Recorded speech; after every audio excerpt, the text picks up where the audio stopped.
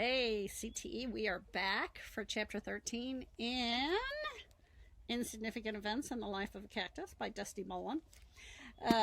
Last time we finished up chapter 12, and Aven had just met someone new at school, mostly because she sort of stepped out of her comfort zone to introduce herself to him and sort of find out why he was eating by himself at the back of the school outside the doors. On the patio there. So the fact that she took that chance to sort of stop and turn around and meet him made the difference in whether or not she even actually got to know who he was and what he was like. And it turns out he's pretty interesting. He's got a sort of a cool name, Zion, named after one of the characters in The Matrix. And his brother was named after someone in Star Wars, so they sort of had a little bit of that connection. And he just seems like a great guy. So now, and she was on her way to meet Connor, remember, because she was going to invite him for dinner. Now, the next chapter is a little short, so we may do chapter 13 and 14 in this reading.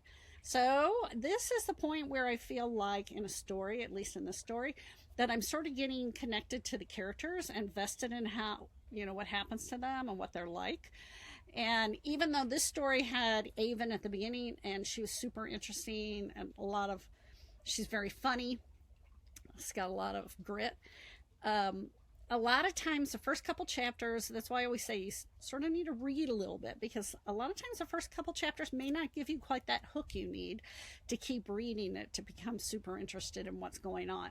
And I think right about now, I'm feeling like, okay, there's something squirrely going on at this park, because, I don't know, they've got this hidden stuff in the shed, and there's some weird reactions to Aven. It's almost like people think she's someone else, and now she's making these new friends. She's sort of settling in, and I sort of feel like I'm now vested in what's going to happen, so I want to keep reading.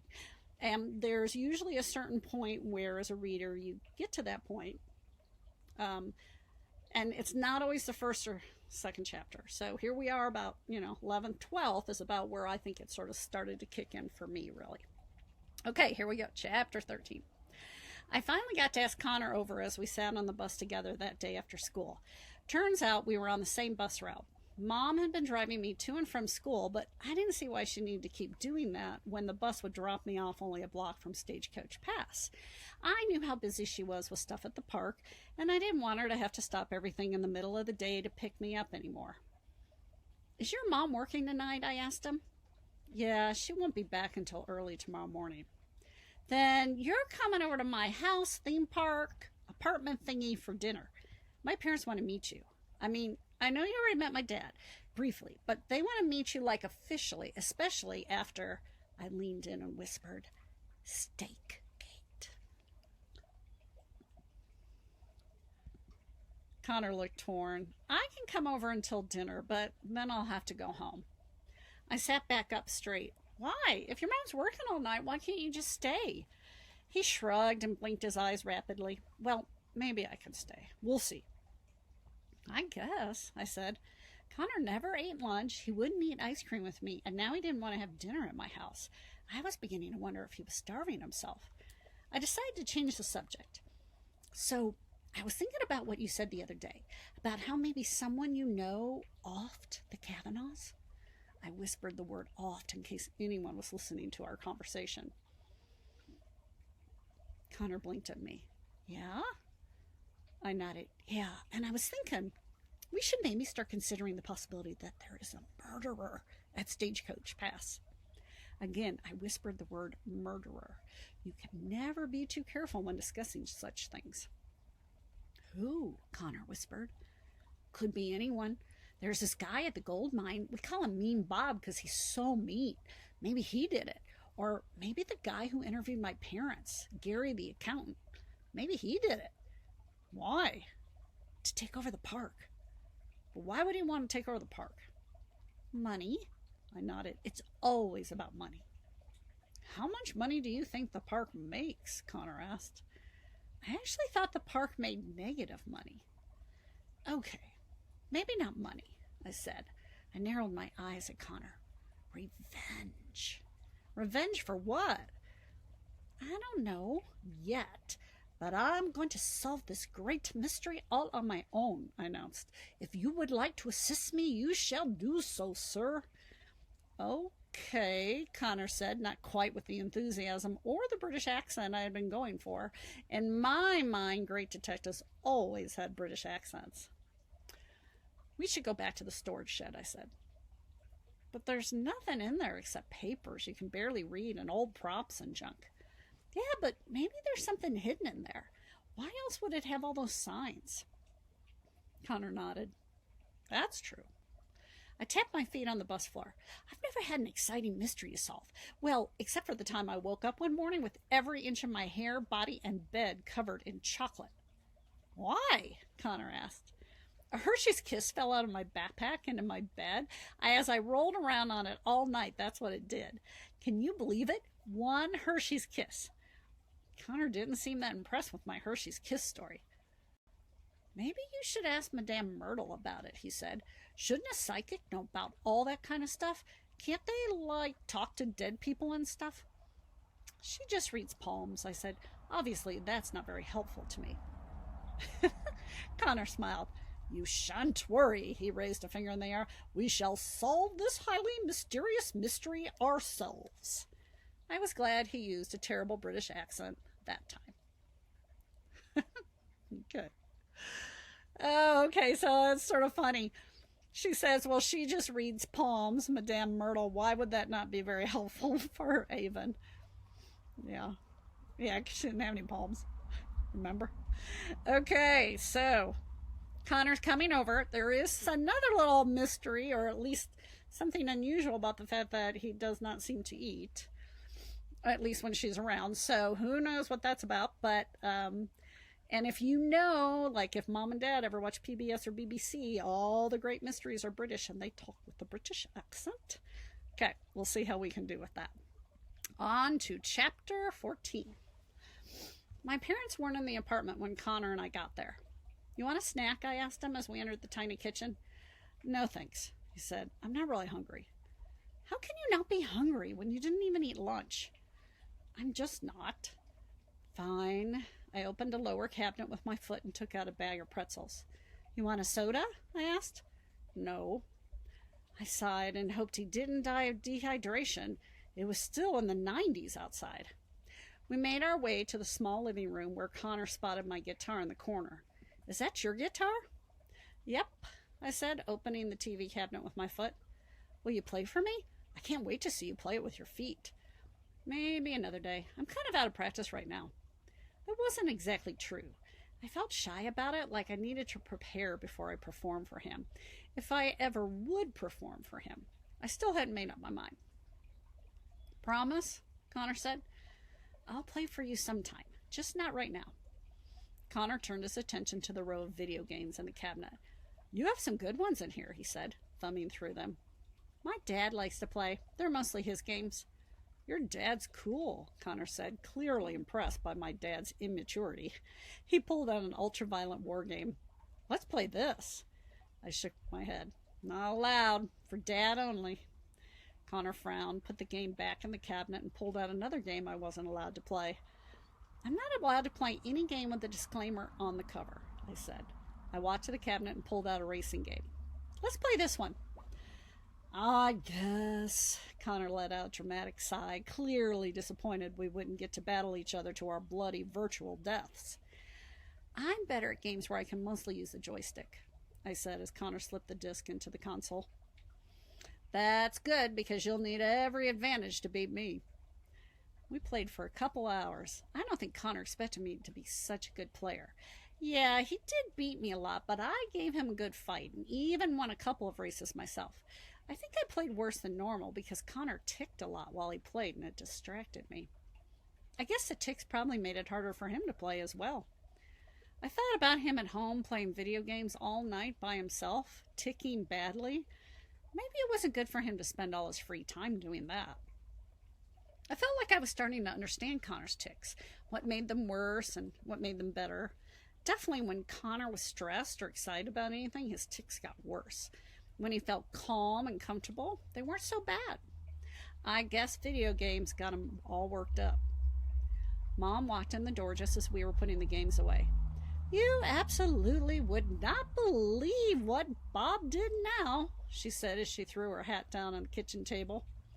I looked at Connor and whispered in a Dracula accent for some reason, "Murdered someone?" He giggled. She walked into the living room and saw Connor. This must be Connor. She reached out her hand to shake with his. Nice to meet you, Mrs. Green, Connor said softly. I could tell he was trying to hold his tics in. Nice to meet you, too, Mom said. Connor let out a loud bark, and Mom jumped back. Oh, my, she giggled. That was interesting. Connor has Tourette syndrome, I reminded her. Oh, she said, that's right. Don't look so nervous, honey. Mom touched Connor's arm to put him at ease. It will only make your tics worse.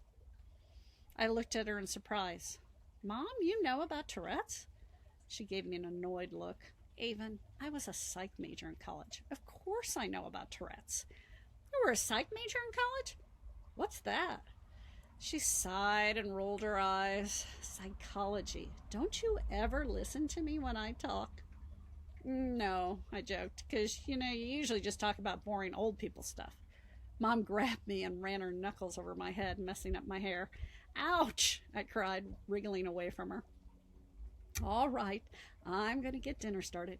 Will you two do me a favor and run over to the gold mine and fire Bob? I smiled, but Connor looked grave. Thank you, Mrs. Green, but I'm not staying for dinner. Yes, you are, I said. Your mom's working. What are you going to eat for dinner if you don't eat with us? Connor froze up like he had no idea what to say to me. I'll eat cereal. That's unacceptable, Mom said. You're eating with us. Then I'll take you home after dinner since your mom's working. Connor appeared absolutely terrified at the thought. No, really, I like cereal. He could barely get the words out from his ticking. Why won't you eat, Connor? I asked. Are you anorexic?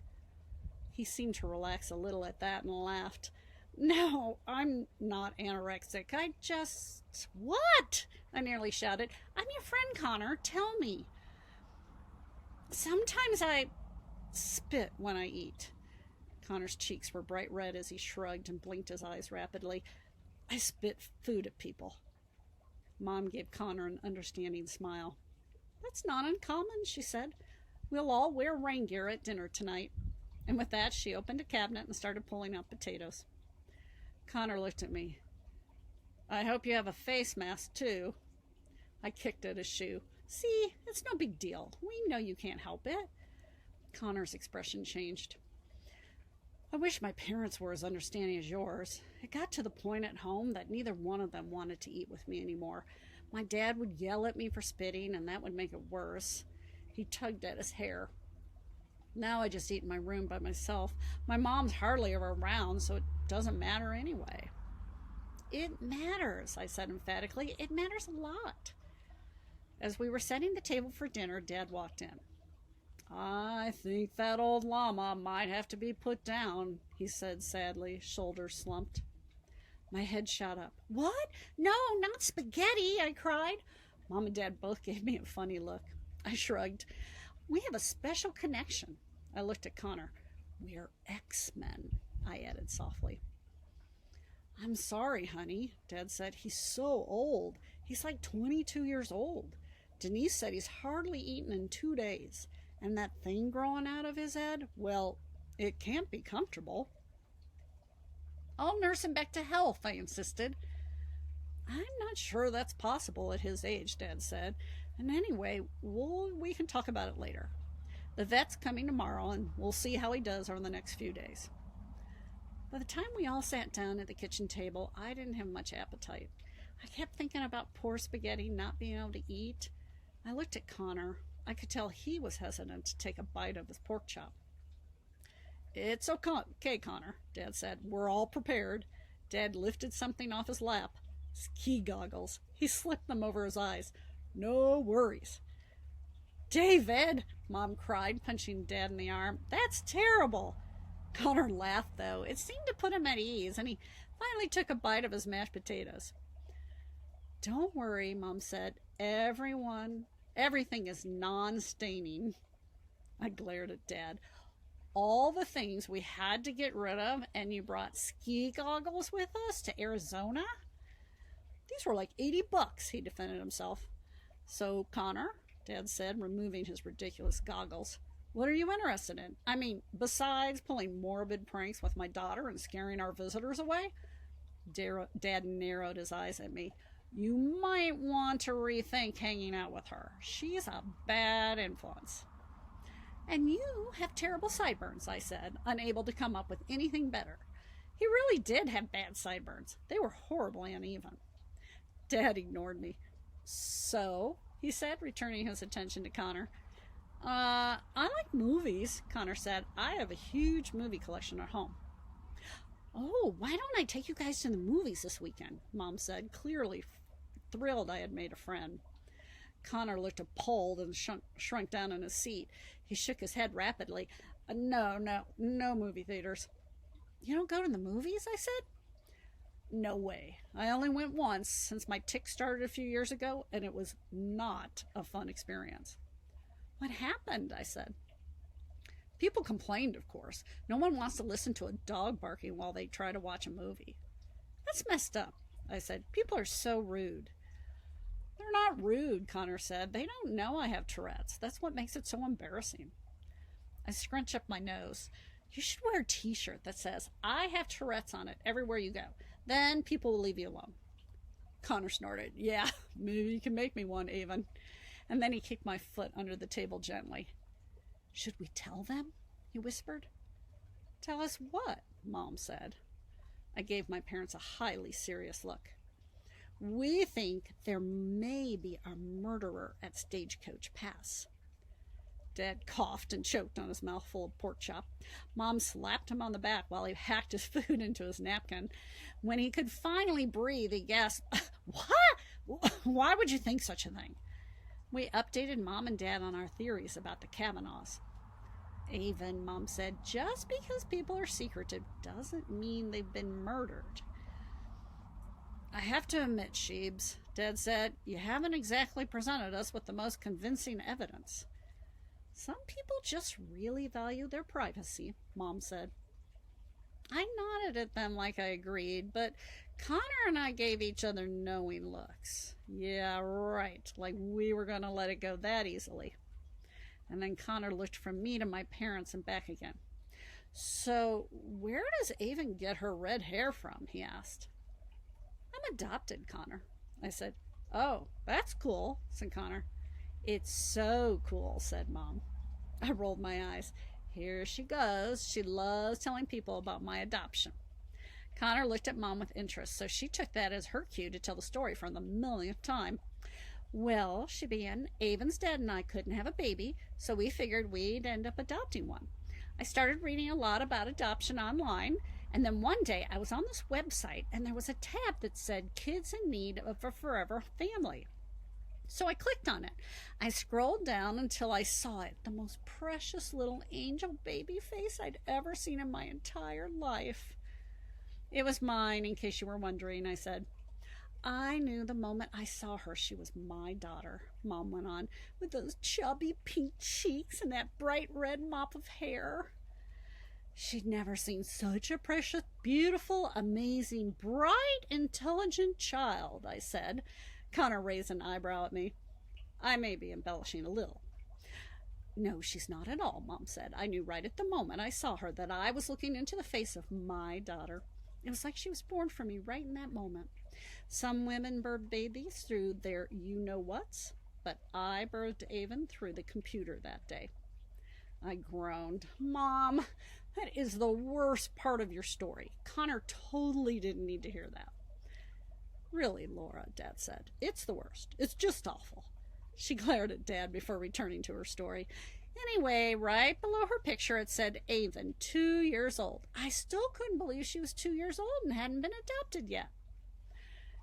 Yeah, she didn't realize she was on an adoption website for children with special needs, I said. So I clicked on her picture, and that's when I saw she didn't have arms. And it didn't matter, I said. She wanted me anyway. Mom gave me her gushy love face. So I broke the news to her dad that night at dinner. Yeah, Dad said. She told me my future daughter was a beautiful redhead. Oh, and also that she didn't have arms. How did you feel about it? Connor asked. Well, I was surprised, of course, but once I saw her, I agreed wholeheartedly. She was our daughter. Dad gave me his own version of the gushy love face. We did a lot of research before we got Aven so we could give her the best care, Mom said. Connor, there are a lot of amazing people in the world who don't have arms. Really? Said Connor.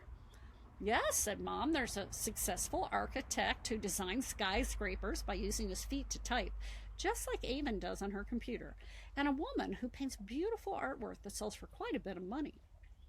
There's that guy who's a motivational speaker, Dad added. Oh, yeah, Mom said. And then there are people just living totally regular lives, raising babies and driving cars and doing everything people with arms do. That's so cool, said Connor. Remember when we visited that teacher? What was his name? Carl? Dad said to Mom. We found him through his website, Mom told Connor. It was called Unarmed Education. We had to drive all the way to Colorado to meet him, but it was so worth it. He showed us how he did all kinds of things, Dad said. He even drove us to the grocery store.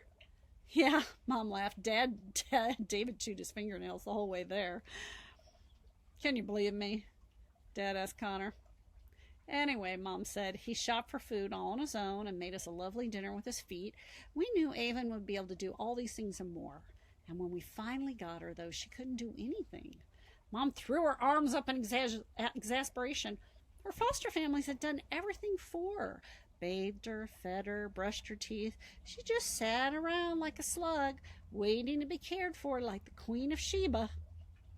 Queen of Sheba, Dad reiterated, or Shebes for short. I rolled my eyes. And this is when Mom's full-time job became teaching Aven how to do stuff. Right away, Mom said, I was dumping out jars of marbles and telling her to put them all back in the jar, giving her a bowl of fish crackers and telling her to feed them to herself one at a time, giving her a sheet of stickers and a blank piece of paper and telling her to decorate it, telling her to brush her own teeth, wash her own feet, scratch her own itches. Come to think of it, I said, I wasn't so much teaching me how to do stuff as it was telling me to do stuff. That may be, Mom said, but mostly it was telling her she could do just about anything if she tried hard enough. Yeah, I got over being the Queen of Sheba pretty quickly, I said. I can see that, said Connor, and with that, he spit his mouth full of mashed potatoes right in my face. Oh my goodness, okay. So, mystery solved. Had you even thought about why? What were you thinking? Why Connor never seemed to eat? Especially in front of someone. Yeah, I was trying to think why it might be, but I didn't actually think about the fact that one of the side effects of Tourette's might be that he loses control of his mouth and he spits it just, without meaning to, and how embarrassing that would be. So that was sort of interesting, but did her parents get all whacked out about it? Yeah, no, they just sort of accepted it, okay. And then they said, well, everything we're wearing is non-staining, or all the food we're eating is non-staining. So there you go, no problem. Yeah, can you imagine how lonely that would be for him, never be able to eat? And then you get to hear a little bit more about his family, the fact that his mom and dad really had a hard time with some of his Tourette syndrome and some of the things that would happen that he really has no control over, right? And I think you start to see it. Then you hear how Aven's parents adopted her, knowing that she was differently abled and that she was going to have to learn to do things differently.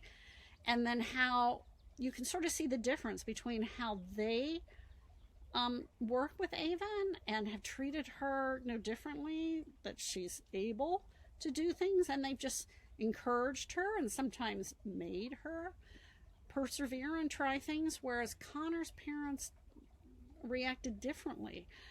And I think sometimes that little bit of pushing, sometimes it's hard, right? Maybe we don't think we're very good at math, but Mom and Dad don't say, oh, okay, I'm going to write the teacher and you never have to do math again. No, That's not how it works. Yeah, we still have to try. We have to sort of persevere for those things that are hard for us. And everybody has something that's hard for them, right? Aven has something that's really evident. We all have something that's hard for us to do. So now we know the story of where Shebes comes from. Remember how Dad always calls her Shebes? Well, Queen of Sheba. Well, Queen of Sheba was, from historically from this queen who like rode around on like with people carrying her around, and she was super wealthy and had everybody do stuff for her. So they told her that she wasn't going to be Queen of Sheba in their household. And then where did they go to learn from that one guy about, living and working without arms? What state? Colorado. Yeah, that's sort of cool. Colorado's on the... I wonder if that's true. So that'd be something interesting to take a deep dive on in researching to see if there is like a resource here in Colorado. It's called Unarmed Education. I wonder if that's a real thing, or if she just made that name up based on a real organization, which is probably, I'm sure there's lots of different organizations for people who are differently abled, helping them to do everything they aspire to do, to reach their goals, no matter if they have to do it differently. Oh my gosh. So do Mom and Dad really think that there's a mystery with the Kavanaughs? No. But adults are not always correct. Sometimes they get so involved in everyday life, they're not noticing all the other little details, like maybe Connor and Aven are. So we're going to be moving on the next to chapter 15, but we're going to stop here. So enjoy the week. The weather is looking great. Okay. Talk to you later, guys. Bye-bye.